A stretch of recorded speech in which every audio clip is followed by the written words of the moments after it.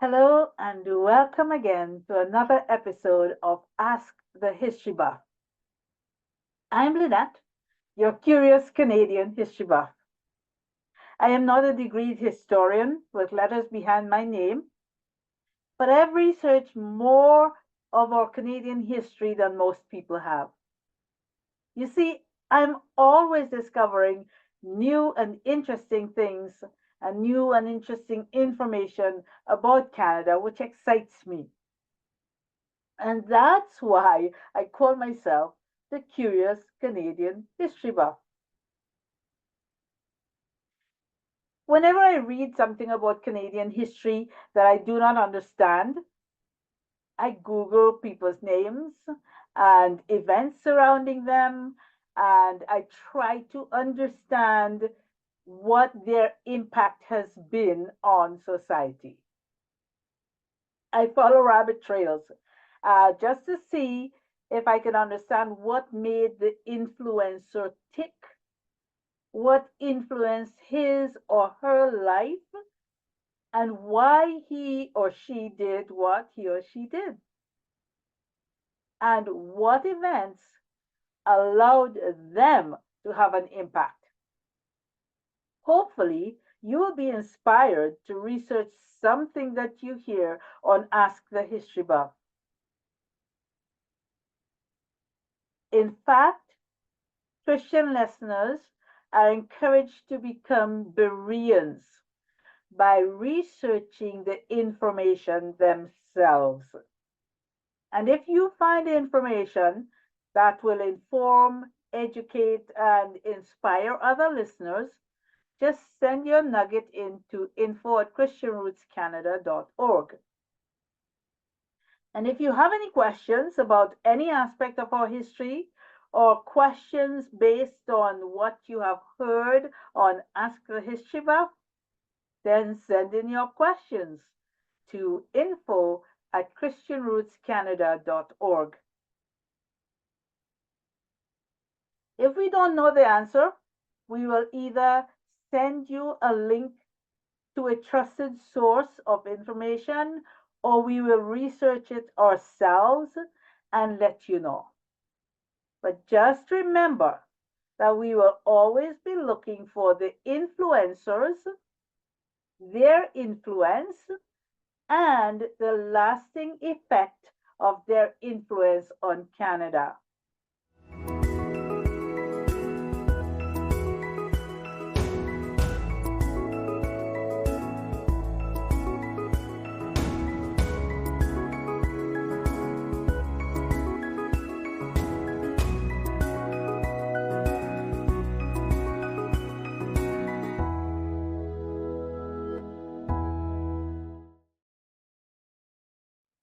Today we'll be talking about how the Saint Jean-Baptiste Day gave Canada its national anthem. I'm sure many of you didn't realize that. I didn't know that until I researched it. And I think it's rather interesting how Saint Jean-Baptiste Day, which is now Fête Nationale, which is considered to be a Francophone celebration, that gave Canada its national anthem.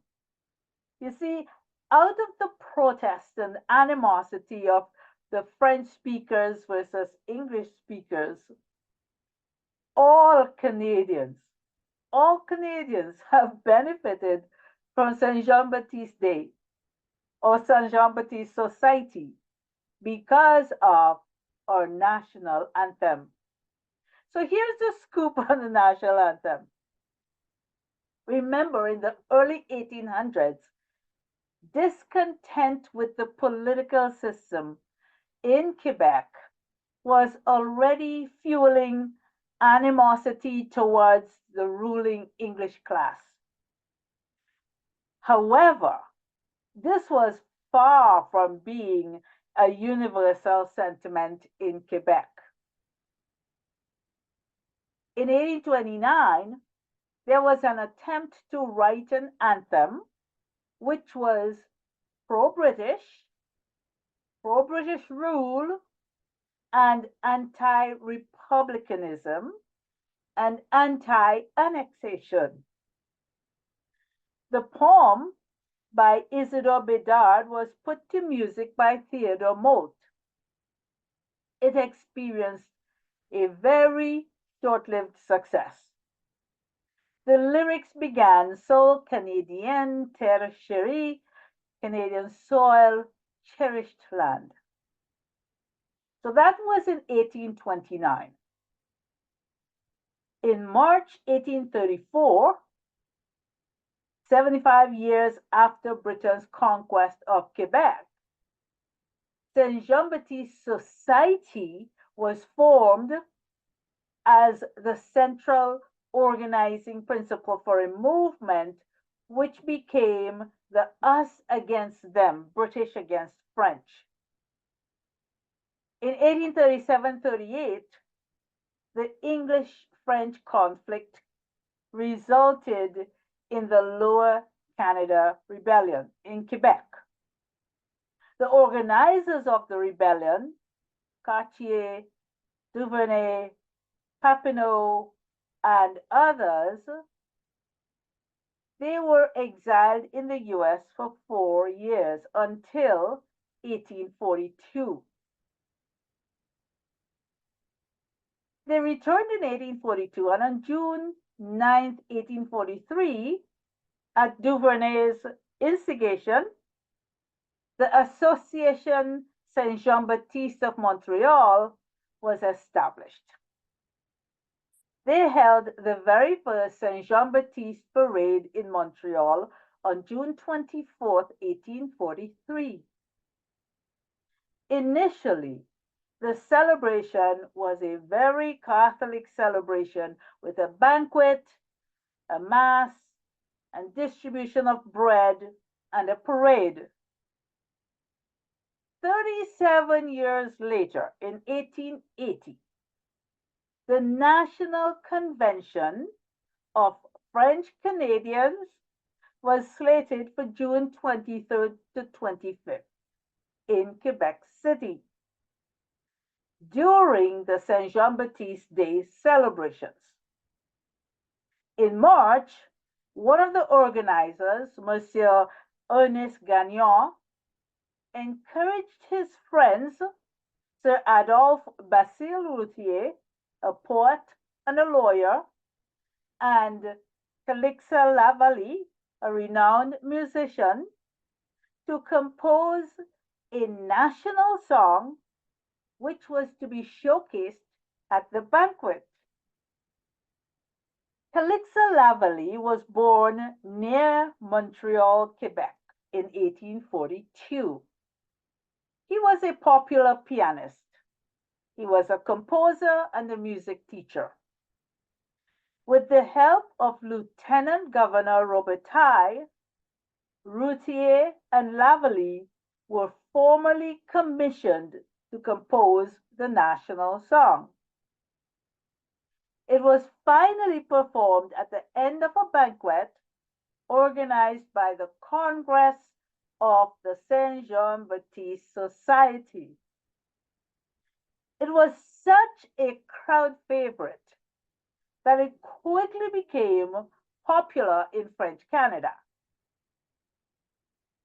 This song's lyrics, though strongly nationalistic, contained many references to faith and the church, celebrating the providential mission of French Canadians to North America. It gained popularity and gradually spread across Canada with many English language variations of the original.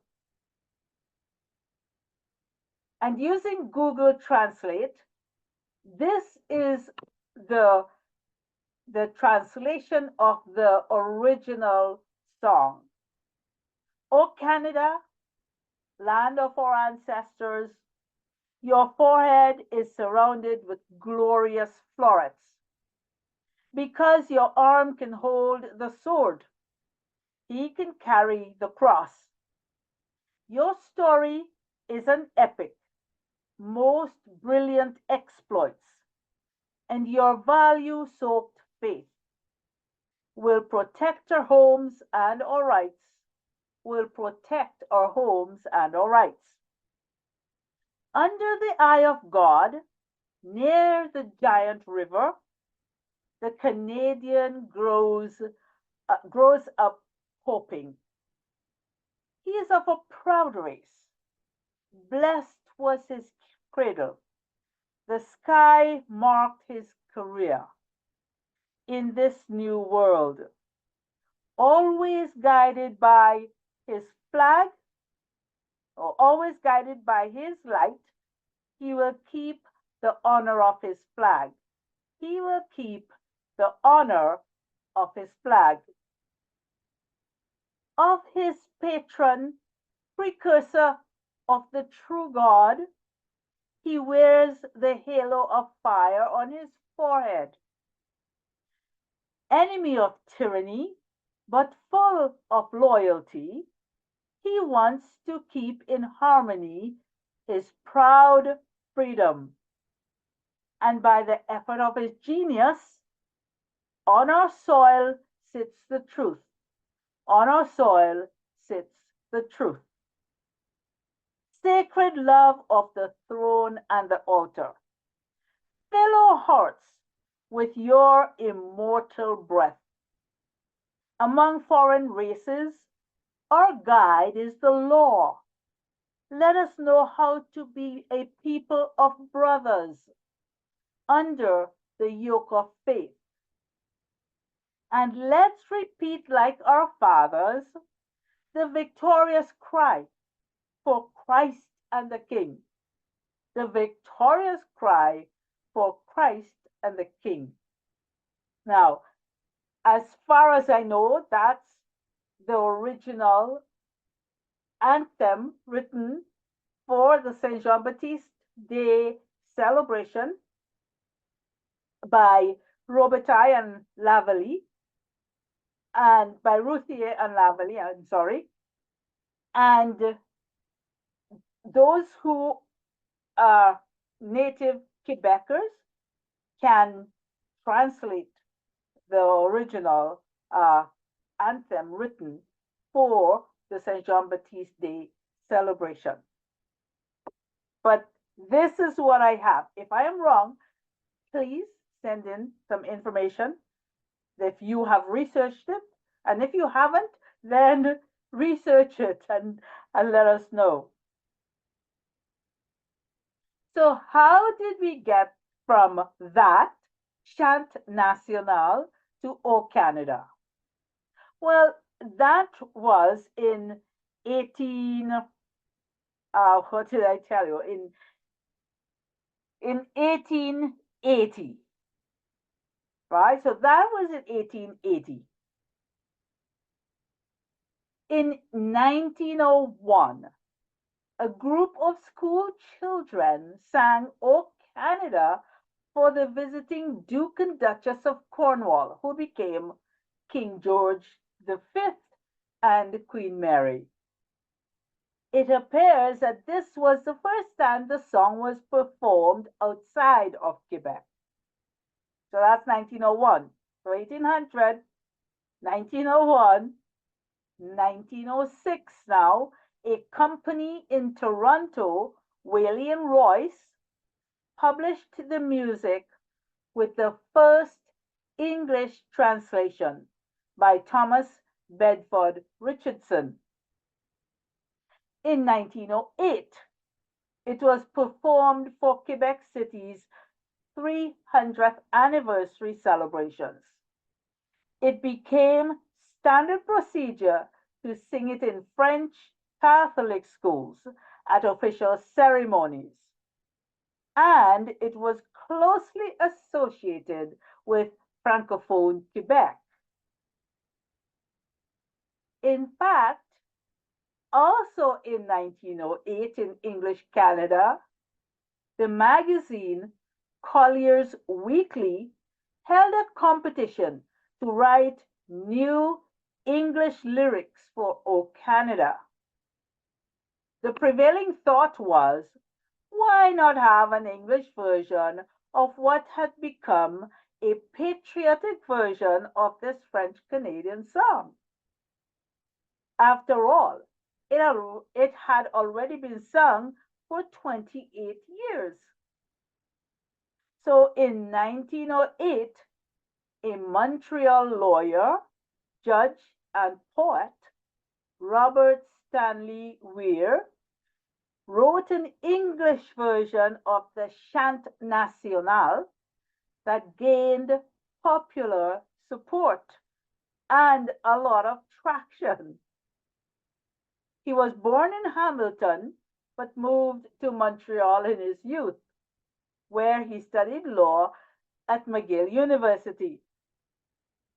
In 1913, Weir changed the words "Thou dost in us command," which was in the 1908 version, to "in all thy sons command." He made revisions in 1913, 1914, and 1916 before dying in 1926. And this was Weir's version. It's the one that we sing most often. O Canada, our home and native land, true patriot love, thou dost in us command. We see thee rising fair, dear land, the true north, strong and free, and stand on guard, O Canada, we stand on guard for thee. O Canada, O Canada, O Canada, we stand on guard for thee. O Canada, we stand on guard for thee. Verse 2, which we often don't sing, says, O Canada, where pines and maples grow, great prairies spread and lordly rivers flow, how dear to us thy broad domain from east to western sea, thou land of hope for all who toil, thou true north, strong and free. And verse 3 says, O Canada, beneath thy shining stars, may stalwart sons and gentle maidens rise, to keep thee steadfast through the years, from east to western sea, our own beloved native land, our true north, strong and free. The 1926 version, which added the fourth verse of a more religious nature, became the popular version sung. And verse 4 says, Ruler supreme, who hearest humble prayer, hold our dominion within thy loving care. Help us to find, O God, in thee a lasting rich reward, as waiting for the better day we ever stand on guard. By 1927, the slightly modified version was sung for the nation's Diamond Jubilee of Confederation. It is said that this version was played at the dedication of the Canadian National Vimy Memorial in 1936, when King Edward stood at attention for its playing. In 1939, King George, who stood at attention for its playing at the dedication of the National War Memorial in Ottawa. In 1980, a parliamentary committee successfully sought to make it the official national anthem. With a few minor changes and the acquisition of the copyright, an act of parliament approved Weir's last version. This decision received royal assent to become effective on the next Dominion Day of July 1st, 1980. As far as I know, the French lyrics have remained unchanged from its original version. So, if you want to know more about this, more details, you can go to www.christianrootscanada.org, click on articles, and you will find information about Saint Jean-Baptiste Day, Fête Nationale, the national anthem, on in the articles that deal with Fête Nationale, how Quebec gave us our national anthem. And while you're there, just look around and you will learn so much more from the research that we have done here at Christian Roots Canada. So see you in the next episode. Bye for now.